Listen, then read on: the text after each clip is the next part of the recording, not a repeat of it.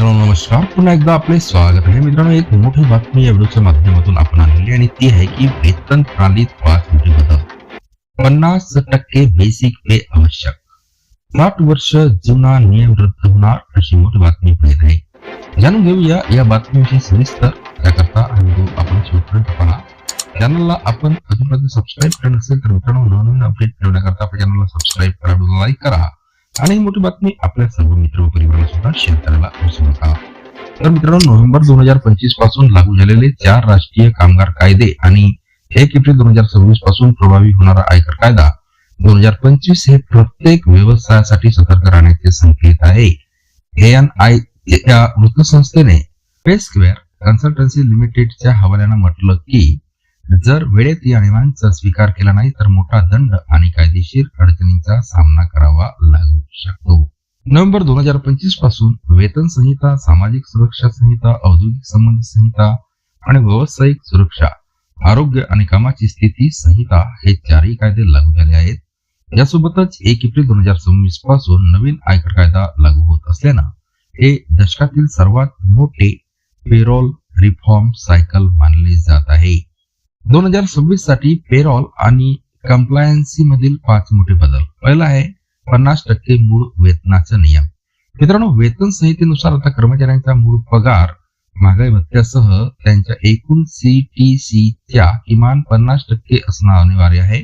यामुळे PF योगदान वाढेल, कारण EPF ची गणना आता या सुधारित पगारावर होईल. ESI पात्रतेच्या मर्यादेत बदल झाल्यामुळे अधिक कर्मचारी या कक्षेत येतील. तसंच ग्रॅच्युइटी, ओव्हरटाईम आणि लिव्ह एनकॅशमेंट यांची रक्कमही वाढणार आहे. ज्या कंपन्यांमुळे कमी पगार आणि जास्त भत्ते या संरचनेवर अवलंबून आहेत त्यांना आपली वेतन रचना तातडीने बदलावी लागेल. दुसरा आहे नवीन प्राप्तिकर कायदा 2025. मित्रांनो, 1 एप्रिल 2026 पासून सुमारे 6 दशक जुना आयकर कायदा 1961 इतिहास जमा होईल आणि त्याची जागा आयकर कायदा 2025 घेईल. त्यामुळे सर्व पॅरोल प्रणाली नवीन प्राप्तिकर नियमानुसार अपडेट कराव्या लागतील. TDS गणना करण्याची पद्धत आणि रिपोर्टिंग फॉर्मॅट नव्याने तयार करावे लागतील. तसेच फॉर्म 24Q आणि फॉर्म 16 नवीन स्वरूपात तयार करणं बंधनकारक असेल. तिसरा बदल आहे पूर्ण आणि अंतिम सेटलमेंट अवघ्या 2 दिवसात.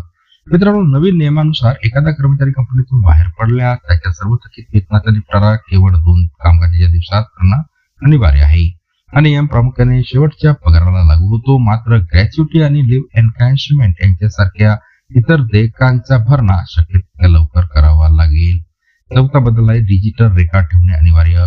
मित्रांनो, मालकांसाठी आता कर्मचाऱ्यांशी संबंधित सर्व रेकॉर्ड जसे की वेतन, उपस्थिती, PF, ESI योगदान, पे स्लिप आणि इतर रजिस्टर पूर्णपणे डिजिटल स्वरूपात ठेवणं बंधनकारक आहे. अधिकारी आता रिअल टाइम मध्ये डिजिटल तपासणी करू शकतात. या नियमांचं पालन न केल्यास 3 लाख रुपयांपर्यंत दंड आणि वारंवार उल्लंघन केल्यास कारावासाची तरतूद आहे. त्यानंतर 5वा बदल आहे मित्रांनो निश्चित कालावधीचा रोजगार आणि सामाजिक सुरक्षा. मित्रांनो, नव्या नियमानुसार फिक्स टर्म काम करणारे कर्मचारी देखील त्यांच्या कार्यकाळाच्या प्रमाणात सर्व वैधानिक लाभांसाठी पात्र असतील. सर्वात मोठा बदल म्हणजे आता केवळ 1 वर्षाच्या सेवेनंतर हे कर्मचारी ग्रॅच्युइटीसाठी पात्र ठरतील, जो नियम पूर्वी 5 वर्षाचा होता. पे स्क्वेअर टीमच्या मते अनेक जण सेवेच्या खर्चावर लक्ष देतात, परंतु खरे दूरदर्शी तेच असतात जे चुकीच्या निर्णयामुळे होणाऱ्या खर्चावर लक्ष देतात. 2026 मध्ये गणित पूर्णपणे बदलले आहे. नियमांचे पालन न केल्यास होणारा आर्थिक आणि प्रतिष्ठेचा फटका आता इतका मोठा आहे की सर्व काही स्वतः करणं हा आता सर्वात महागडा पर्याय बनलेला आहे. पुन्हा भेटूया नवीन अपडेटसह पुढच्या व्हिडिओमध्ये. धन्यवाद.